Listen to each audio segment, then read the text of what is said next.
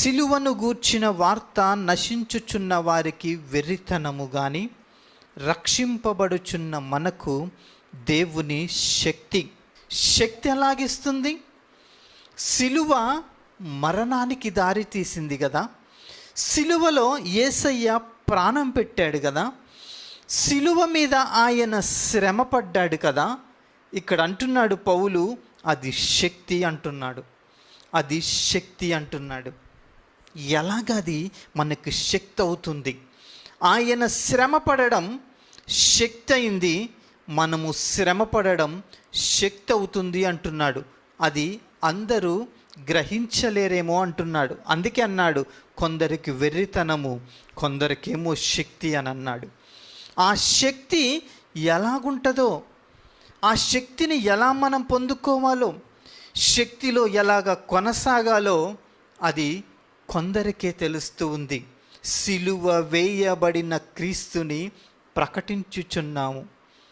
ప్రకటిస్తుందేంటి? మనము సిలువ వేయబడినటువంటి క్రీస్తుని, సిలువ వేయబడినటువంటి క్రీస్తుని ఏం ప్రకటిస్తాం? మనం ఏం ప్రకటిస్తాం? బాధల, లేకపోతే ఆయన పడినటువంటి వేదన, ఆయన పడినటువంటి నింద, ఆయన మీద పడినటువంటి కొరడ దెబ్బల, ఆయన చేతులలో కాళ్ళలో వేసినటువంటి మేకుల, ముండ్ల కిరీటమా, రక్తస్రావమైనటువంటి ఆయన శరీరమా? ఏంటి? పౌలు అంటున్నాడు, సిలువ వేయబడిన క్రీస్తుని ప్రకటిస్తున్నాం. సిలువ వేయబడిన క్రీస్తుని మనము చూడగలమా? సిలువ వేయబడినటువంటి క్రీస్తుని నువ్వు ఆరాధించగలవా? సిలువ వేయబడినటువంటి క్రీస్తు దగ్గరికి రాగలవా నీవు? చాలామందికి ఈ సిలువ వేదన చాలా కష్టంగా అనిపిస్తుంది. ఎందుకంటే సిలువ మర్మము తెలియట్లేదు కాబట్టి. పౌలేమో బహిరంగంగా అంటున్నాడు, ఇదిగో ఆయనను మేము ప్రకటిస్తున్నాము.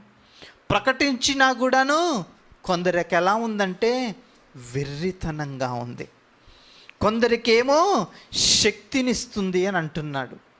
ప్రియమైనటువంటి వారలారా, క్రైస్తవ విశ్వాస యాత్రలో ఉన్నటువంటి మనందరికీ వెర్రితనంగా ఉందా, శక్తినిచ్చేదిగా ఉందా?